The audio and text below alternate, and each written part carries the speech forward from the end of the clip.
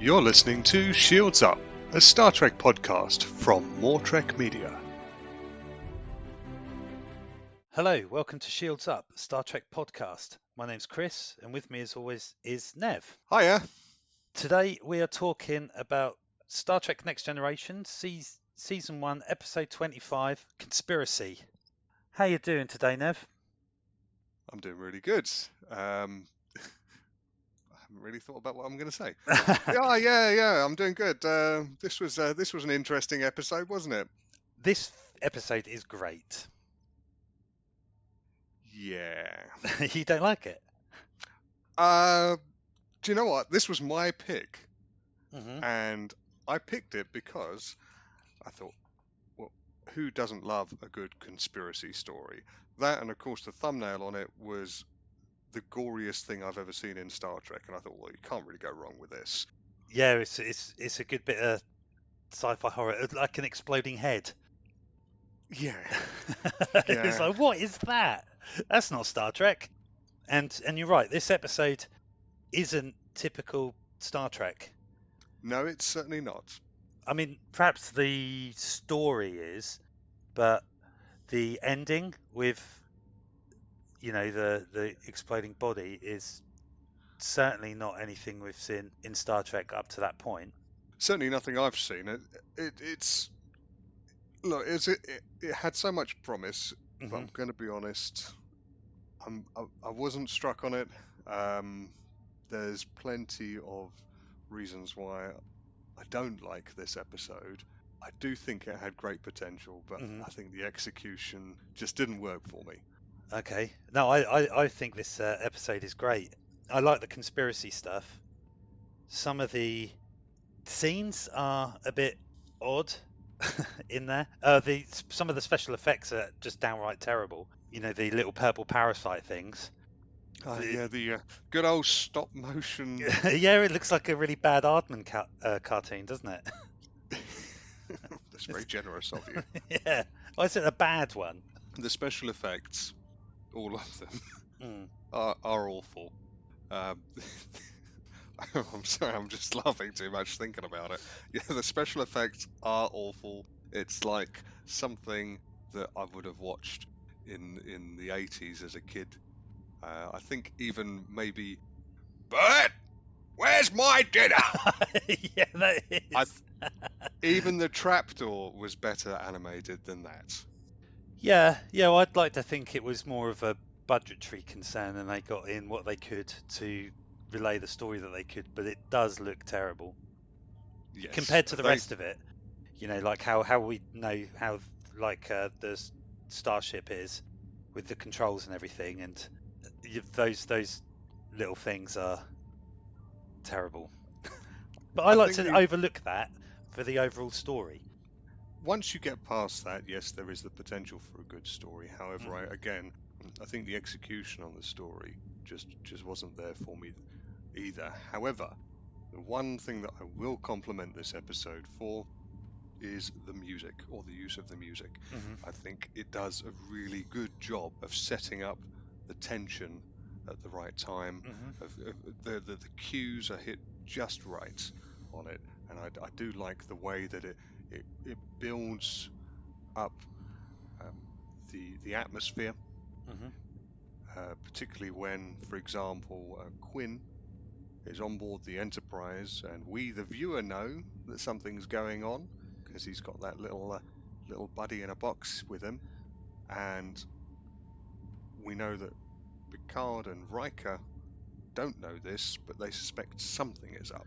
So I think it does that really well. That particular scene is really good because as soon as he's talking, as soon as Picard has him on a one-to-one and he's talking about it, and what Quinn says, saying, "Oh, I'm just worried about, the other planets joining the Federation and the stress that is. I'm sorry about leading you up the garden path." That's when Picard knew that it's not Quinn, because that's a callback to a previous episode. Oh yes. Called it's one about Wesley Crusher. It was a few episodes ago, but both Remick and Quinn were in it. Right. Because they do mention seeing Remick again. I did wonder. Yeah. Where that what happened was from. Quinn came onto the Enterprise, Well, the whole episode really is mainly about the A plot really is about Wesley taking his Starfleet entrance exam. But Quinn Hmm. and Remick come on board to root out a suspected conspiracy within the Federation. And Remick is a bit of a is being really hard on everybody, trying to get them to say bad things about the captain and everything. And Quinn speaks to Picard and says, "Oh, I believe there's a threat to the Federation." But he's trying to root it out, and Remick's there to do his job as a questioner. What are they called? An Interrogator. interrogator for them all. Yeah. Remick is a part of the Inspector General's office, and he's there to do an investigation of the Enterprise D and the commanding officers. Hmm. Because Quinn thinks there's something wrong with the Enterprise, but he won't talk about it until the end when Picard goes, "Enough of this," in his way, and he explains that he thinks there's a group of people trying to take over the Federation or Starfleet. So when Picard's talking to Quinn again in this episode, and he said, "Oh, it's just nonsense and things like that," he's like, "Yeah, that's not Quinn. He might sound like him, might look like him, but that is not Admiral Quinn." Right. Okay. So that leads on to this episode here. While Star Trek is episodic, it's good to have that sort of consistency and Hmm. overarching thing, which we do occasionally see. Like for example, with Tasha Yar's daughter. Hmm. I Yes, do like it when they do that. I do as well. The only problem I have with this episode is that it's never mentioned again at all.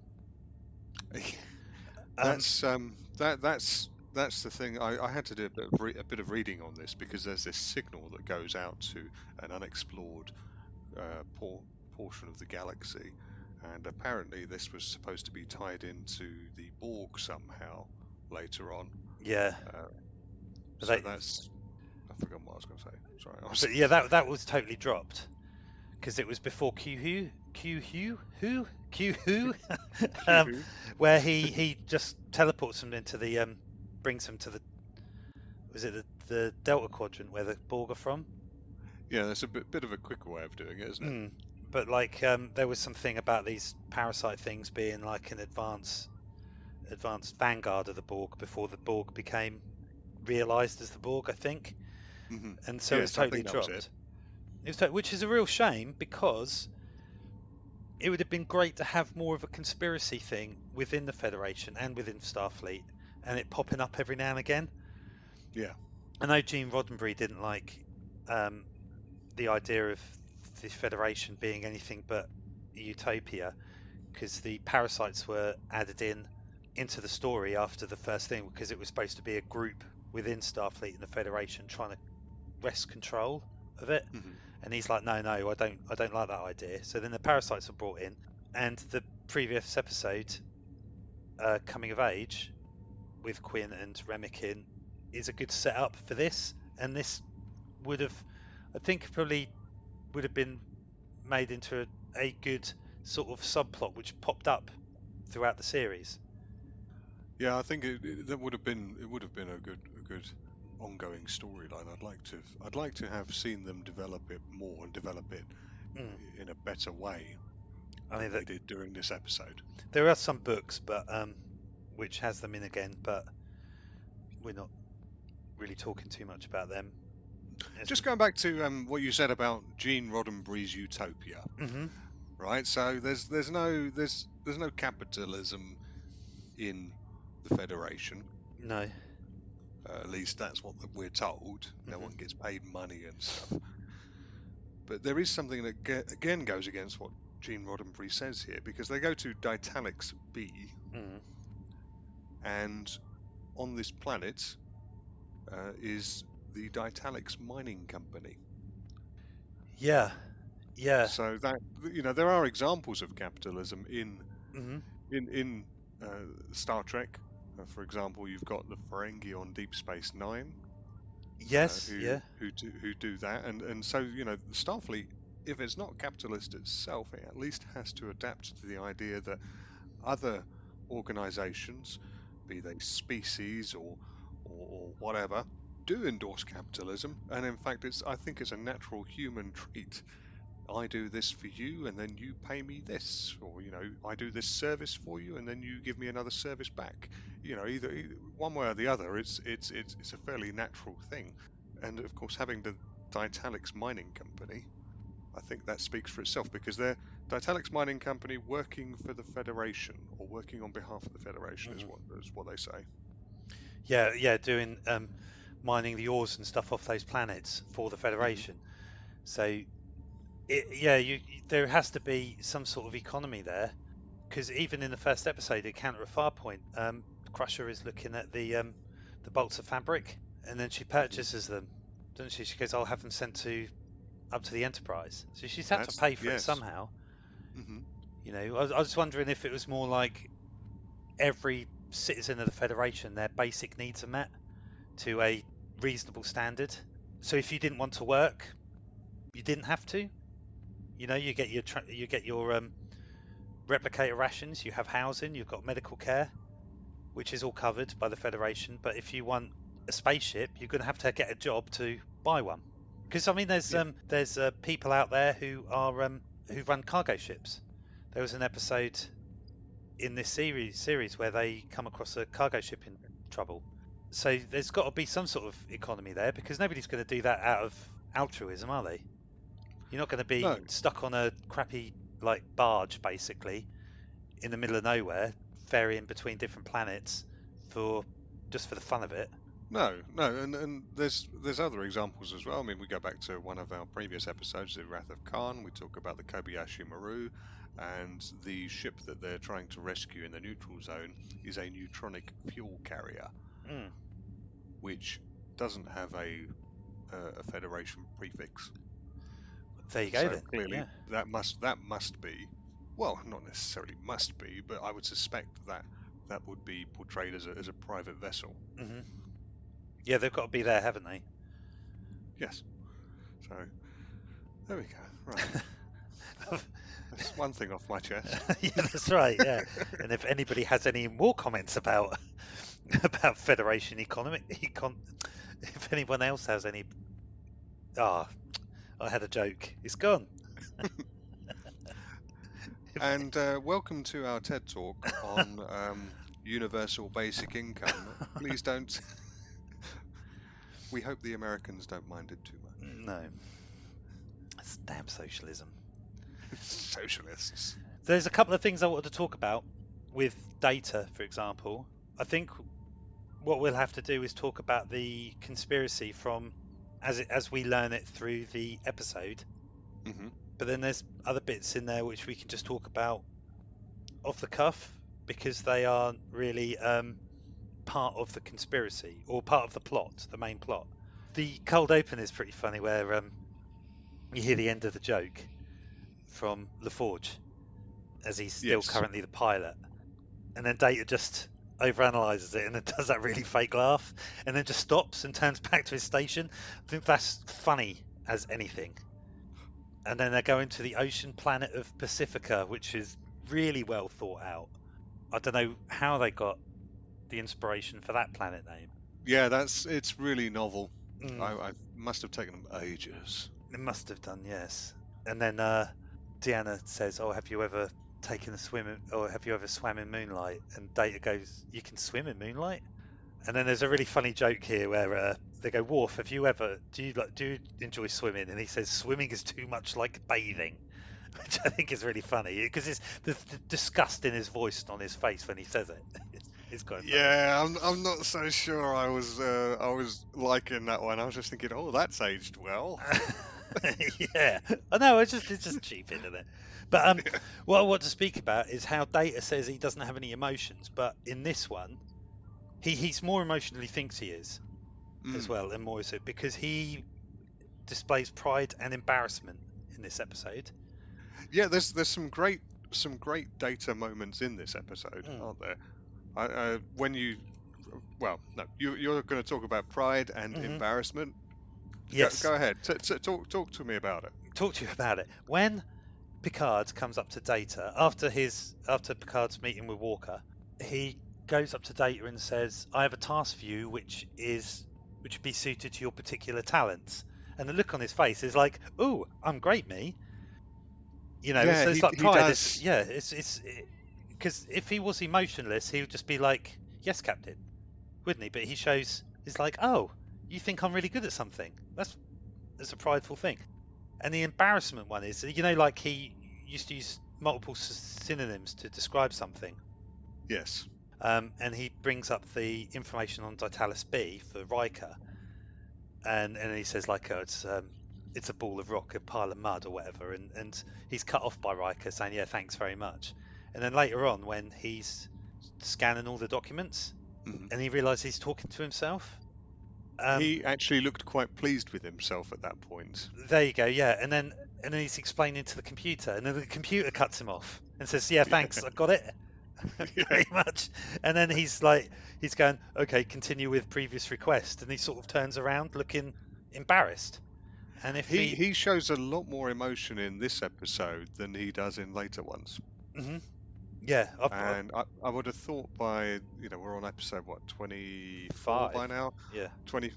He would have found his verve, as it were, at this point. So perhaps there are a lot of changes in this episode that we like. For example, going against Roddenberry with the conspiracy with the aliens and all of that. I think perhaps this episode might have been a big experiment in a way.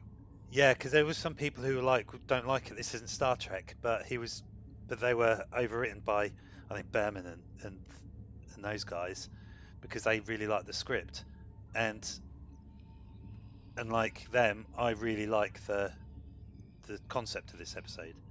I love the concept. I wish they would have done more stuff like this, but like a lot of people said, it's not really Star Trek, is it? It's not a happy ending in it. Everyone's smiling on the bridge at the end. It's got like that. It's got the Enterprise drifting past the Starfield image in the background, and then like sounds a bit like Morse code. Yeah, some sort of signal going off, which is indicating that the signal is still out there, so there's potential for more in the future. Yeah, it's good though. I like it. Yeah. I think there are a lot of. I'm going to be negative on it now, I'm afraid. Yeah, sorry. No, go for it. Go for it. Okay, so my first problem is that it's small things that I have an issue with. Like in terms of, we'll start with me being nitpicky. Okay. So, Riker says increase speed to warp 6, and Geordi responds with "Aye, sir." Full impulse. Oh, I know. I wasn't going to bring that up because that really annoyed me as well. I was like, no, what? Yeah, that's just a proper. It's going to take a long time to hit warp speed if you're accelerating at impulse. Yeah. So saying his impulse doesn't get to warp speed. Yes. Little things like that. I didn't like the swimming as too much like bathing. It seemed like a really cheap, like, oh, let's put in a Worf's a generic savage line. That's not the worst joke. That's not the worst joke in the episode. The worst joke in the episode, which couldn't be more forced, was when after Geordie's knocked unconscious and he comes round and he goes, "If I could see, I'd be seeing stars."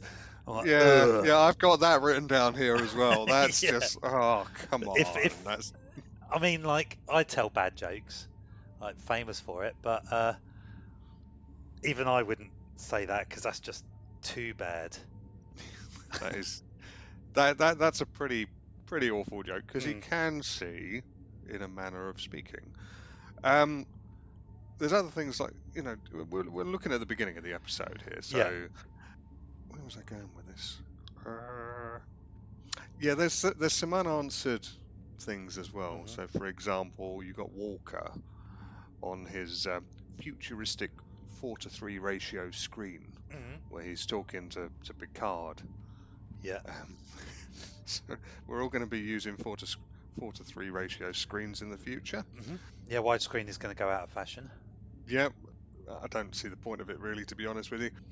He looks completely wild-eyed, like a. He does. Severe eyebrows and big eyes. But he says, amid the dramatic music, which again I'll say the music is great. He says, "You owe me." What? Why does Picard owe him? Is this something I've missed? No, they talk about it later on. When Do they? Oh, Picard did I is miss that? talking, yeah, Picard is talking to Troy after he speaks to Walker, Scott, and Rix on the Hmm. planet. He says something like he's his oldest friend. Him as Picard, Walker, and Jack Crusher were the closest friends before Jack died. I Um, remember.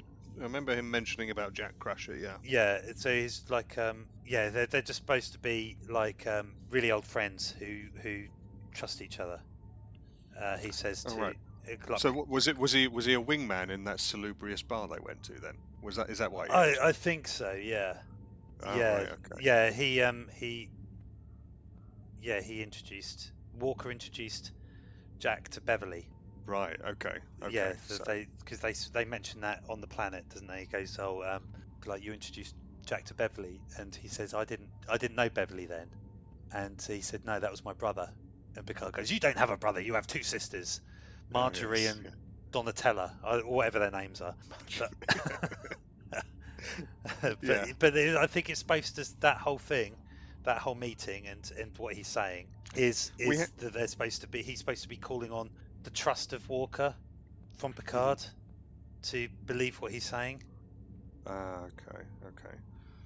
All right. So I think my real issue with this whole conversation is I know why they want to meet up in person Mm.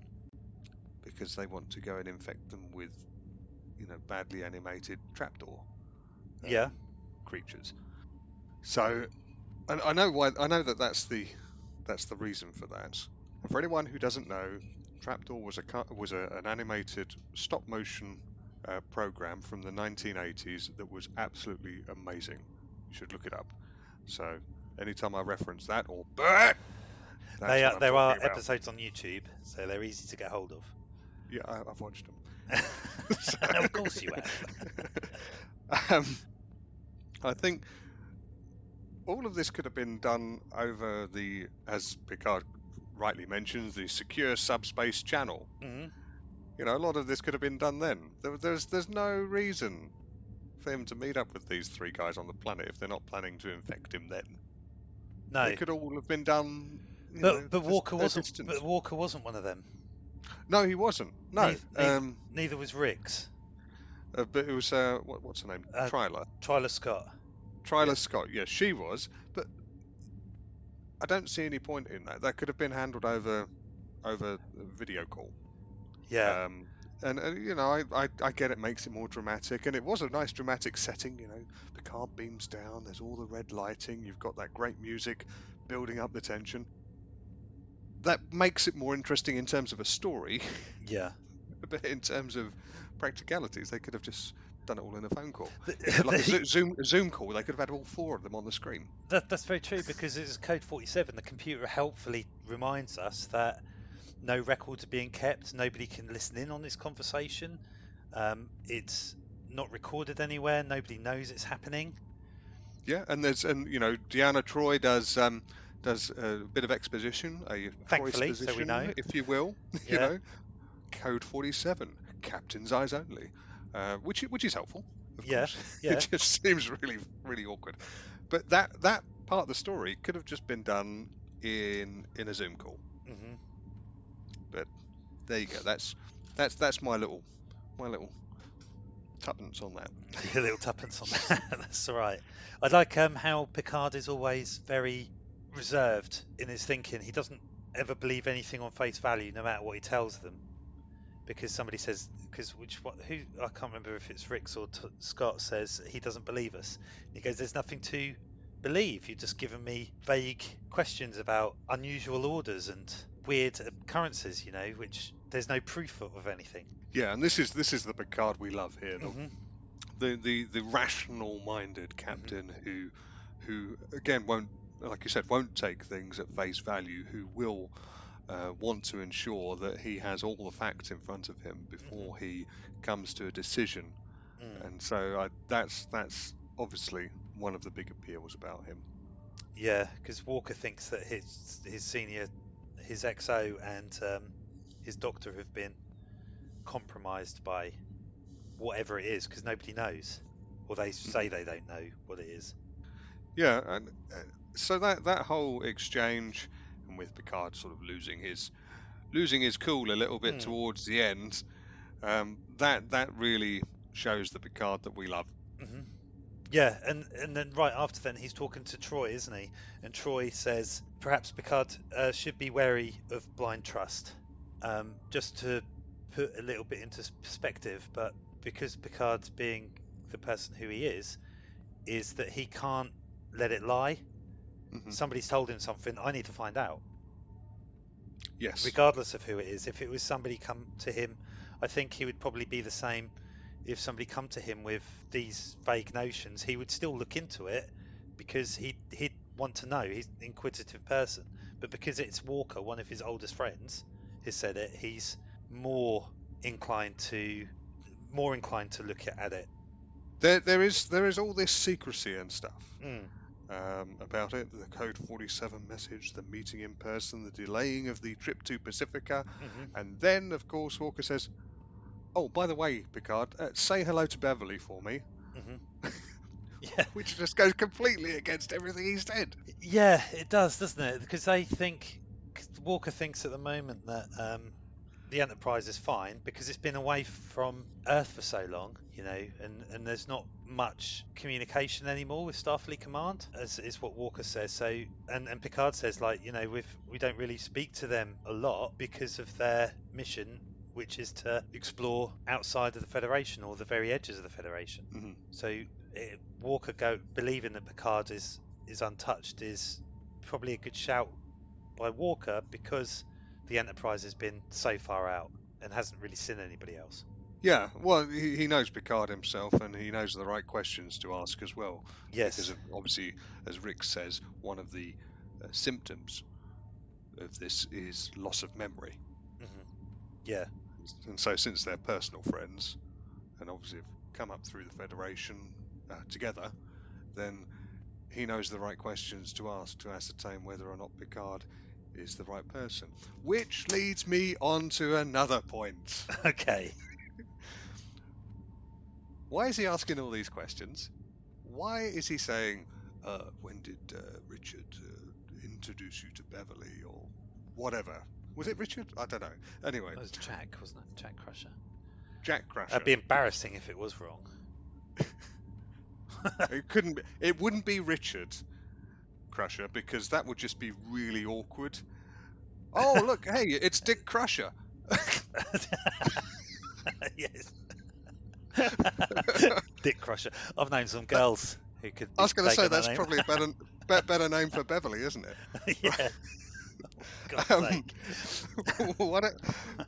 Anyway, so he asked these questions like, "Oh, hey, when Dick Crusher introduced me to Beverly and all of this business, Jack Crusher, whatever, and why does he not just get out a tricorder?"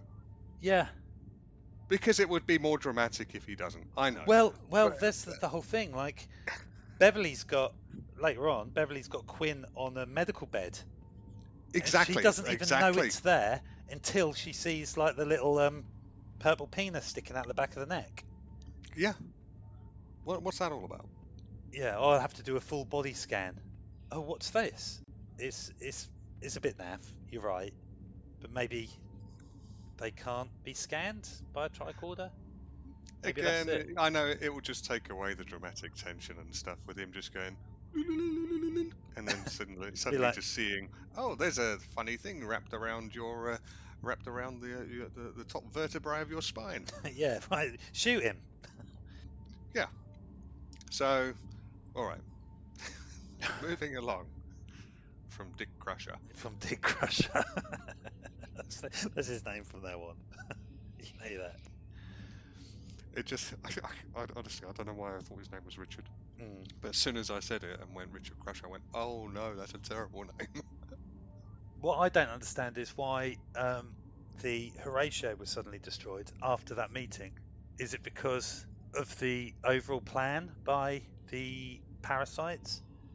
Because what's his name, the Vulcan one, Savar, he says, oh yeah, this is all our plan, is to bring you here because then we can get Riker because they say like, oh, we control Riker and Picard, which means we control the Enterprise. Scott is a baddie. So did they destroy the Horatio to make sure that Picard went back to Starfleet headquarters to get his parasite? Well, they are supposed to be very intelligent, and since they are forming a conspiracy, and according to Quinn, they are a superior organism, Mm-hmm. then I can see them manipulating things like that. Yeah, they could do, but yeah, then they've sacrificed a couple of their own. But then I suppose if they want to take control of the whole Federation, then what's a couple of people that Well, need? I think they've got specific targets in mind. For Mm, example, at the final meeting at the Federation headquarters, one of the admirals says to Riker, "You were meant for the Doctor." So they're obviously targeting specific people, and they're people like Picard, because Picard also says at the first meeting on Ditalix B, he says, "Got the cream of the Federation, or the best officers in Starfleet," or words to that mm, effect. So clearly they're looking for the top dogs, as it yeah. were. And of course, a doctor, a very experienced doctor in form of Beverly Crusher, would be perfect for them. Mm-hmm. Yeah, because if they had Crusher, who would then manage to get Picard infected, who then could do the whole ship. Yeah, take out the head, or take over the head rather. Mm-hmm.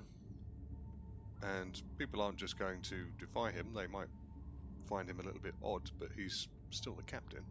Yeah, maybe it was a backup plan for Crusher. If they couldn't get Picard at the meeting, if he managed to escape, they still had one of his trusted friends in the form of Crusher, who has been taken over by the parasite, to then get him, because he could be running off, not realizing that his ship has already been compromised and his Yeah, friends have been compromised. yeah, I agree. Yeah, Because if so they are a superior form of life, then they would have plans within plans to make sure that nothing goes wrong. yeah, so I can see that being the case, and I do like that aspect of the whole idea. It is the conspiracy aspect is done well in the sense that there are wheels within wheels, which Mm. is what you want from a good conspiracy. Yeah, it's good. I like that Data comes in, when they're talking, and Picard and Riker are talking, and he said, yeah, there's been weird change of command positions, and they're all in contact with the highest levels of Starfleet Command. And Riker goes, "What? We can't just go to Starfleet headquarters and say what's going on?" And Data just goes, "Why can't we?" Yeah, which I kind of like. yeah, why not? Why Yeah, not? Yeah, and Picard goes, "Why not? Let's go." just before he goes down for the meeting Mm. with the admirals, there is a really good shot. I really like, actually, where we see the Enterprise coming over the moon with the Earth in the distance. Yeah, that is a You, nice looking shot, isn't it? I think it's a nice homage to the Earthrise photo. Mm-hmm. It looks really good. I like that. You've been a space nerd that you are. I thought you would like that. Well, you know the Earthrise photo. Everyone knows the Yes, Earthrise of course. Yeah, photos. yeah, yeah. So yeah, it looks really good. Really, really nice. The conversation they have while they're drinking the tea, Picard and the two admirals. You see, this is where they went wrong. They chose the wrong tea. Did they? Yeah. Because it wasn't PG. No, it's not Earl Grey. Hot. That's right. Yeah. Oh, great art. See, you'd think that I would remember these things, wouldn't you? I'm not obviously not on the ball. I'm not as good. I'm not as good at Star Trek as I thought I was. I think I'm doing better because it's an episode I didn't enjoy as much. Oh right, yeah, and I was just like caught up in it, even though I watched it like 3 times this week, and yeah, I just missing things like that because I was just like all in the conspiracy and how they fluff this whole ending up. Because like back on the ship though, Picard tells Riker to keep an eye on Quinn and get Beverly to give him a full medical. Mhm. Just use some sort of ruse, or however you want to do it, and then Riker goes to see Quinn in his quarters, and Quinn shows him the purple thing and says, "Oh, I think you should have a good look at it." And he goes, "I'll get my science officer." And Quinn grabs him and says, "It doesn't like your science officer. It does like you." And then he's holding Riker's arm, and Riker's sort of like, "What?" And he goes, "Vitamins, they're wonderful," or something ridiculous, and then proceeds to just beat him up. And it's like a really, really naff fight scene. Yes, and look. To be fair, when we watched this, when it came out, it came out on 4:3 ratio CRT TVs, and wasn't designed for HD stuff like we have now. And it reminds me of Space Seed. Yeah, you can In, blatantly with, see the stunt doubles. yeah, and do you know what when Riker does like a heel kick, Yeah. and it looks like that leg is not his. He's No. just standing there, and this leg appears out of nowhere and just kicks Quinn. Yeah. Not and it's it's like Do you reckon there was what? somebody down there with a mannequin leg just I reckon that's pushed what it it up into was. frame? What's that movie? Is it Airplane? I can't remember which film it is where um, this woman goes to slap the actor. He grabs one hand, grabs the other, and then a third hand just comes and slaps him around the face. Yeah, I think I that's think that is Airplane, isn't it? Airplane. Yeah. Yes, Leslie Nielsen. Yeah, yeah.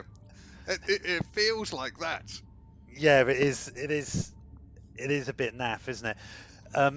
Because he knocks him unconscious, doesn't he?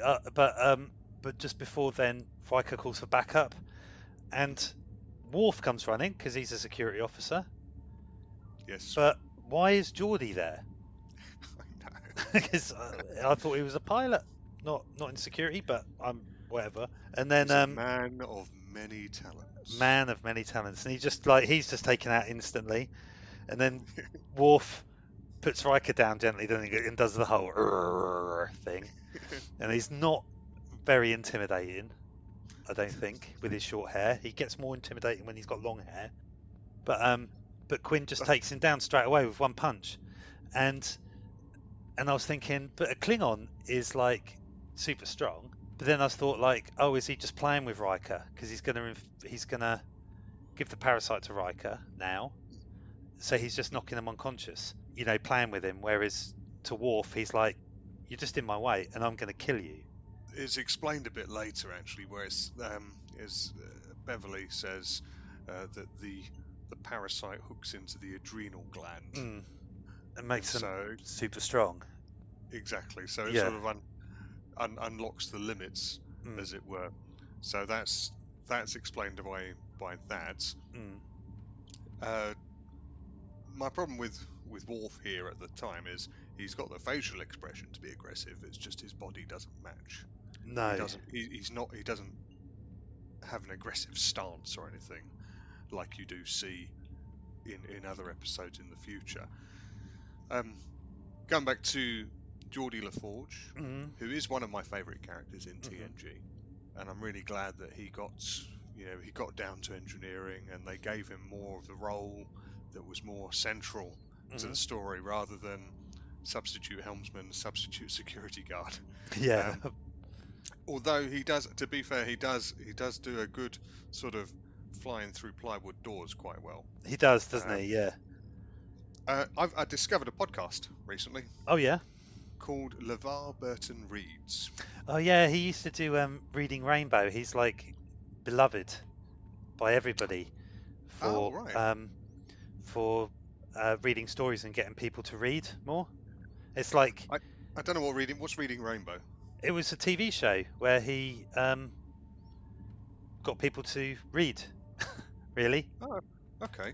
Well, in that case, he's continuing on in that vein, because he's got a podcast out called LeVar Burton Reads, and I tell you what, that guy's got a voice on him, and he knows how to read a story. So anyone who's not listened to it, give it a go. He's great. I just discovered it yesterday. Oh really? I'm so glad I did. Yeah. He's like well beloved for doing that. So I had no idea. I'll have to check that out. Thank you. it's like his thing. Yeah, so more people remember him for that than Star Trek, or more people respect him for that because he's been a great ambassador for getting people to read more and literacy and everything like that, which is wonderful. Yeah, oh, that's great. That's wonderful to hear. Mm. I'm really pleased to hear that. I'm going to continue enjoying his podcast, but I'll have a look at this other stuff as well. You know, it's funny that there are some celebrities, some celebs Slabs. who who do things like this, like Dolly Parton, for Mm. example, has got a foundation where she donates books, Yes. and that's wonderful as well. You know, this is an example of people using their fame and their money for a good cause and for something that they, well, going by listening to LeVar Burton, something that they genuinely enjoy doing as well. Mm. Yeah, yeah, it is. It is good. So anyway, back to the episode. I had to add that in there because I only found out about it yesterday. Where Hello. next? Oh Hello. yes. Yeah, sorry. I was just pausing to gather my shorts. Um, should we go back down to the dinner? Yes. Or actually, like, because we hinted on it, and then I just moved back to the ship again because I wanted to talk about Quinn beating up Riker and the lame fight. Um, but they're drinking the tea, aren't they? And then they say, "Oh, you know, you and your first officer," and Picard is like, "Oh, you're keeping up with my crew roster," and you go, "Yes, why wouldn't we?" And it and I think he's a bit shocked about that because why would three senior admirals know the crew roster for any of the individual ships? Even if the Enterprise is the flagship, would they necessarily know who the second in command of the ship was? They'd know who the captain was, surely, but would they I, know? I don't know. I think it was the flagship and the second in command.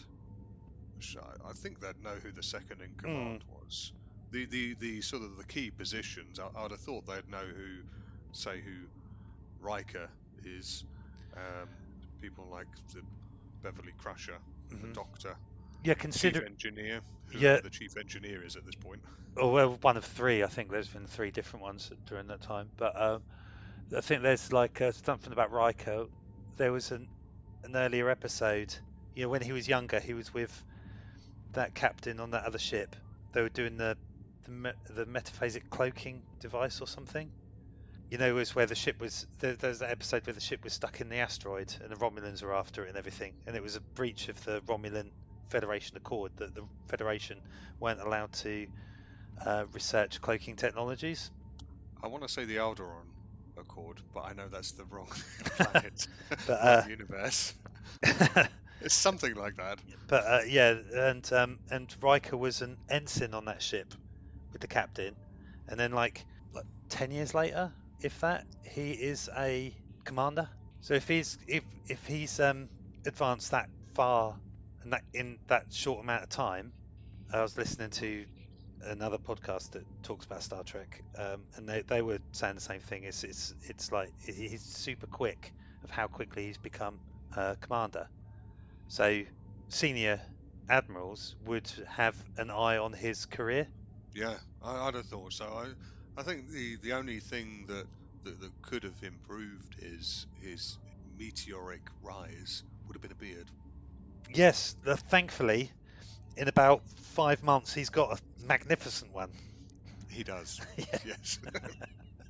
But they're talking, aren't they? And they they raise a toast to the Horatio, and Yes. Picard's also confused about that. And then they just say, "Oh yeah, it's just an implosion due to extreme negligence of the captain."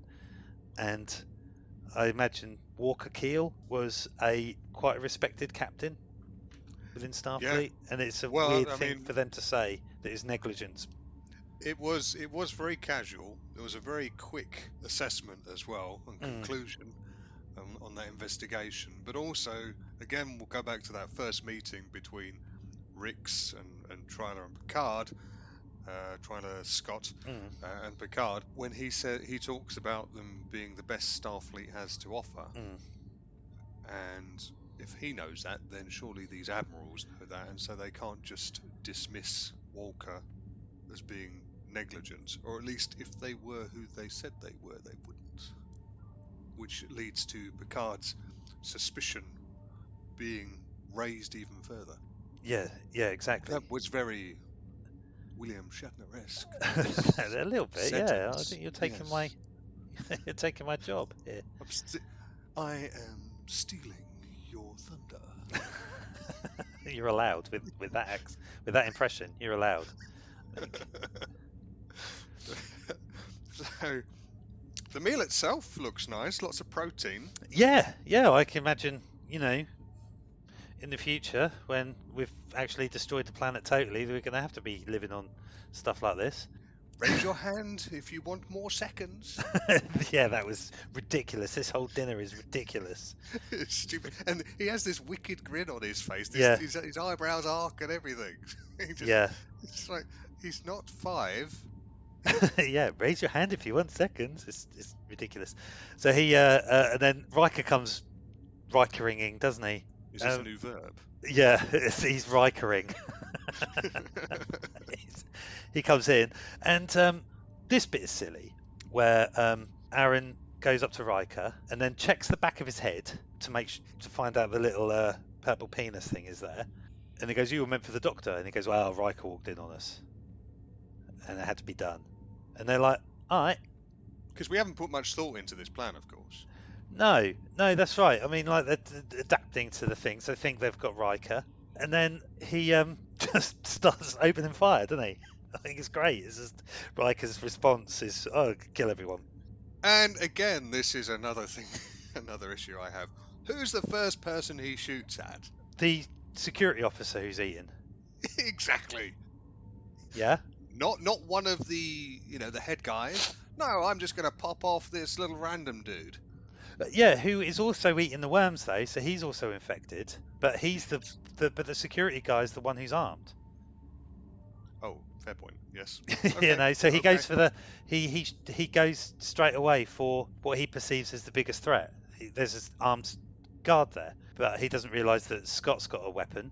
But luckily for Riker, Picard's there to knock the arm out of the way, which, if they're super strong, would he have been able to?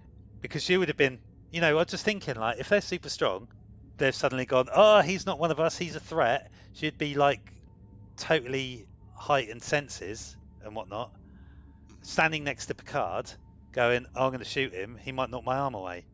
So surely it would be rigid. Yeah. Look, I love this episode, and I'm picking holes in it now. It's what you've done to me, man. Anyway, it's all good. And he shoots. It's all part of the plan. And yeah, it's all part of the plan because of the superior life form. Yeah. And then excuse me, I'm just checking my neck penis. My neck penis, yeah. I just make sure it's not there. And then bizarrely, Savar goes for a Vulcan neck pinch, which doesn't do anything apart from make Riker go "ow," because he's not a Vulcan anymore. He's been taken over by this parasite. And then Picard shoots him. Yeah, I just don't understand why Savar would think, or parasite Savar would think that the Vulcan neck pinch would work. I don't know. I suppose they must have some sort of memories because they know who they're supposed to be, don't they? Yeah, but because they've probably been introduced before. If they've been taken over by somebody else, they'll be like, "Oh, you're now Admiral Savar. Here's his personal logs or whatever, and this is who he is," but not anything else. Yeah. I think, which is also like reason why Savar is right dodgy as a Vulcan as well, because he's playing the part of a Vulcan but not actually being a Vulcan. There must be some sort of residual stuff though, because otherwise he would have been emoting all over the place. But I mean, like, if you go like, "Oh, Vulcans don't show emotion, they're quite logical," you just try that as best you can, but not really knowing it. I like to think that is written that way, that Savar is just being a bit of a rubbish Vulcan because he's doing cosplay as a Vulcan. So he goes to neck pinch him, but he doesn't actually know how to do it. Yeah, exactly. But then it was like, why would he do the neck pinch? Does he think like, "Oh, I'm a Vulcan, I'm doing a neck pinch, so it's like psychosomatic. Oh, I've got to be knocked unconscious." It's just a bit of a silly bit. So there is a very dramatic chase scene. Oh yeah, very. Very dramatic chase scene with Picard and Riker in hot pursuit of Aaron. He runs away at top speed, at least 3 miles an hour. At least. And does a again equally dramatic turn. That is a very, very staged turn, isn't it? Yes. Because surely, like, if people are chasing you with you and you know you've got guns, you'd be, when they're going, Aaron, he's at the end of a corridor, of a T junction. You'd just dive to the left or to the right, not stand in the middle and shoot. There's far too much cutting here. And it's so obvious that the guy was not moving when he turned. So it's a little bit contrived through somewhat questionable editing. He gets a couple of phasers to the back, right in the kidneys, doesn't he? Yeah, he does. It takes him out. And then the little extra from Trapdoor goes crawling off. But where's my dinner? And there's Remick sitting there. Yes. Looking all serene. It's serene, yeah. We're not going to talk about the special effects. I think we've banged on about that. Yeah. But I like, when after he swallows the other bug and it's bulging out of his neck. That's pretty cool. And then he just stands up and he starts off all very peaceful. Like, we mean you no harm. You don't understand. We mean you no harm. And then, like, very threatening. We seek peaceful coexistence. Which, of course, is peacefully met with a couple of phasers to the head. Yeah. Yeah, if you look at it, it's Riker. You see the beam go from the chest up to the head. And from there standing there, it's Riker who shoots him in the face. Because Riker doesn't like him anyway. Yeah, I think he was getting rid of some pent up aggression. Yeah, I'm going to shoot you in the face, and then that really, really naff Mother Parasite thing comes out. That looks like something straight out of Red Dwarf. It does, doesn't it? It's like they're trying to channel Alien, but come up with Red Dwarf. Well, it's a step up from Doctor Who. I was expecting it to turn into the emo hawk at some point. Oh yeah, yeah, just disappearing, just turn into a bouncing ball and just hop out of the room. Exactly. I mean, I appreciate it. The concept behind it, and I know it's the 90s, or was this was 80s? 88, yeah. Late 80s TV show, and they had a budget, and of course, that budget meant that they couldn't fill Starfleet headquarters with all these cadets and people and stuff like you see in the movies, which is why everything's so quiet. And so that is sort of that storyline's a little contrived in that aspect. But surely they could have done better with that. Surely. Yeah, that's true. They could have done. But you don't know how much money they had left. Or how much they were given for a limited budget sci-fi TV show from the 80s. There wasn't a huge amount of sci-fi in the 80s, was there, TV wise? I can't knock the effects too much for that reason. However, it does still look like we were watching the remastered. The cat and Lister should have popped out from somewhere. Yes. Although we're watching the remastered ones, when it's in high def, so it does look more dodgy than it did do when I watched it in '91 on BBC Two. Yeah. Although they didn't have this bit originally. Well, like I said, we at the time we would have had CRT televisions and all of that, and so things like the stuntmen, things like the effects would have looked more. Well, I say not realistic, but they wouldn't have been blurrier, so they wouldn't have been so crisp. Yeah, that's right. Yeah, but Riker doesn't say anything. Picard just opens fire again, and then so does Riker straight away. It's just follow my captain. We come in peace. We come in peace. Shoot to kill. was that song, wasn't that? Star Trekking. Oh yeah. Do you remember that? Oh yeah. It's like the Kirk line was, "We come in peace, shoot to kill." Yeah. Yes. I remember that, and the Doctor Who one by the Time Lord. Yeah. So maybe you don't. Well, I mean, I think like the Star Trek in one was claymation as well, wasn't it? So maybe they just got the same people to do it. Klingons on the starboard bow, starboard bow, starboard bow, Klingon. Yes. Anyway, yes. Yes. I promise not to try and do that again. The one thing that bothers me, like they kill the Queen or the Mother or whatever it is, and then all of the others can't survive without the Mother there, right? So it's some sort of hive mind thing going on, or something, because like the Mother dies, all of the little purple things die as well. Having said that, how do they not know that another person is infected if they all die because the Mother parasite is dead? So surely they must know. What do you mean? Like, all the other remaining parasites died when they killed the main one, but they also didn't know that Riker wasn't controlled by one, but just assumed that he was because he faked a thing on the back of his neck. Right. But it just So, doesn't. So there's a little bit of a plot hole there, isn't there? so he's still got a wiggly tentacle out the back of his neck. Yeah, because he's pretending to be taken over by a parasite, and they look and they go, oh yeah, here's a little thing poking out the back of your neck. Come and sit down and eat your food. Totally trusting of him. But then, So the hive mind just kind of sees a hole there and goes, oh, he's still got a wiggly bit. He's all right. yeah. So they see the wiggly bit and they go, oh, he's all right. But then they all die when the mother parasite gets killed. So there's got to be some sort of overarching control or communication link or something between them all. But they don't. Because They can't sense Admiral, each other. because Quinn says you were meant for the Doctor, and by that we assume that he thinks Riker is controlled by that one. That he can't sense him. Oh Yeah. no, I see where you're coming from. Yeah, in my badly explained way. Yeah. I don't know what to say. No, it's just another stupid thing, like if I could see, I'd be seeing stars. I'm sorry, I've ruined this episode. No, you haven't Sorry. ruined it. I still like it. I still think it's great. It's just a shame that they didn't explore more of this concept with the invading parasite creatures, especially after Data goes, well, I believe it's a homing beacon.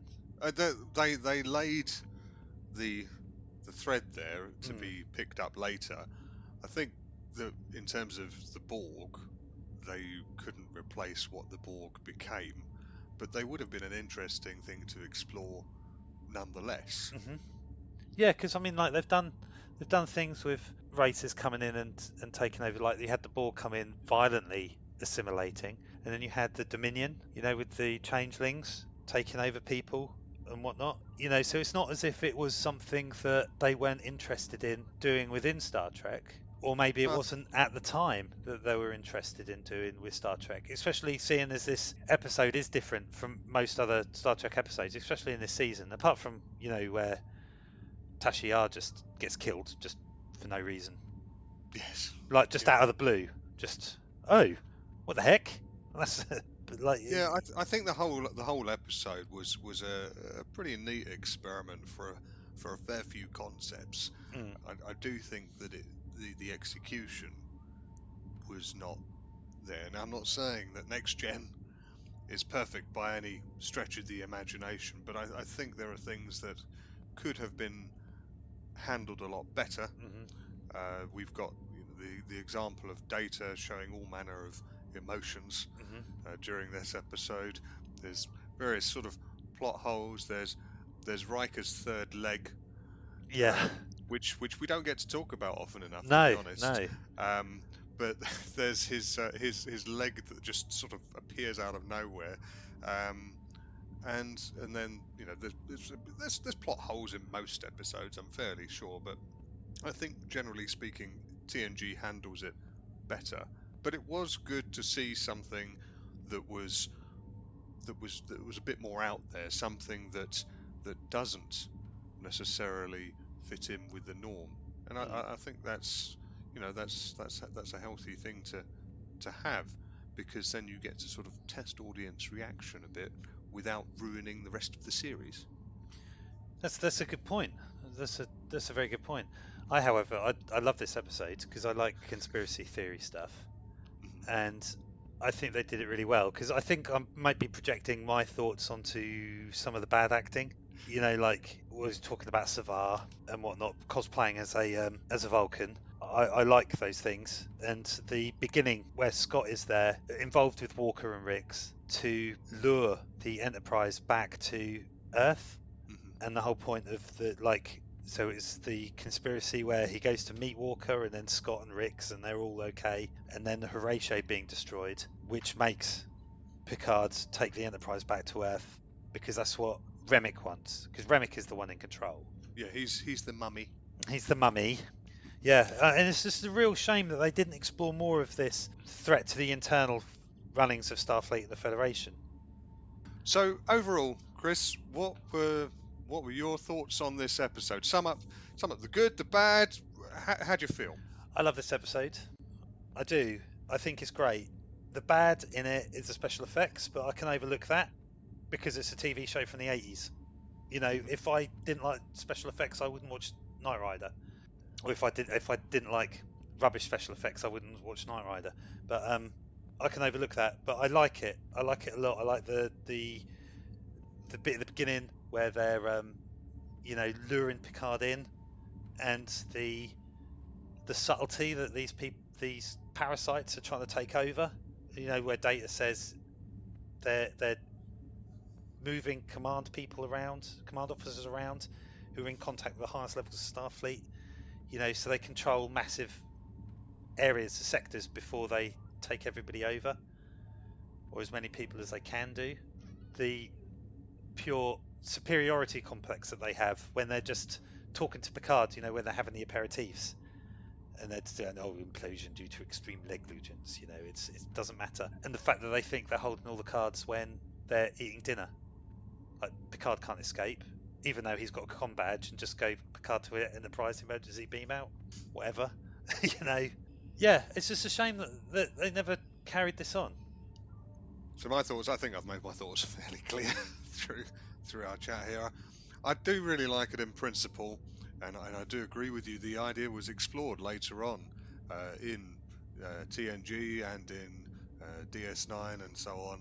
I just think the execution wasn't there for me, and it could be a restriction of budget. You've got there is some great use of music and soundtrack during this episode, and I do feel that it helps to ramp up the tension, and it's well timed. I do think there's a lot of things, a lot of this could have been solved with a tricorder and a Zoom call, and it is funny to watch this incredible towering Shakespearean actor act against these three admirals who are, I don't know if they're rather trained, but I suspect they're not. No, they're not. They're still better actors in this than Crusher is in this episode. She is not very good in this episode at all. Yeah, when she shoots the Quinn, she's just standing there, and it's just like, why are you standing like that? And then when she's explaining to Picard before the dinner, it's like she's, because you've got the side profile of her, and it's like she's reading the script for the first time. There's no performance in what she's reading. To be fair, at that point, she did decide to leave her Caduceus at home and her whole do no harm vow, because she really lays into him. 3 shots. Yeah, she does. Yeah, it's just like medical emergency. She sees as she's obviously coming down the corridor, she just sees LaForge laying in there, and then a quick assessment is, I'm a medical officer and I've got a phaser with me. Yeah. So she decides to. She's perhaps running out of patience and decides to create one, which she does very effectively with 3 square-on phaser shots to the chest. So, well done, Beverly Crusher. Well done, Beverly Crusher. As far as the special effects go, again, I think this is probably down to budget, although the last one was comically Red Dwarf-like. I was fully expecting the camera to pan back to, or sorry, there's no panning in this, it's all cuts. The camera to cut back to Picard and for Riker to have an H on his forehead. So, overall, I think there was a lot of potential. Poor execution. I wish we'd seen some more down the line, either TNG or in DS9 or whatever, with a bit more exploration of this particular species. It would have been good, and I did like the way that it was left on a bit of a cliffhanger with the signal at the end. Yeah. I think that just that's most... one of the better cliffhangers that TNG have had. Yeah, I think it's disappointing. That's the one disappointing thing in this episode for me, is that they didn't carry on with these particular baddies. Yes.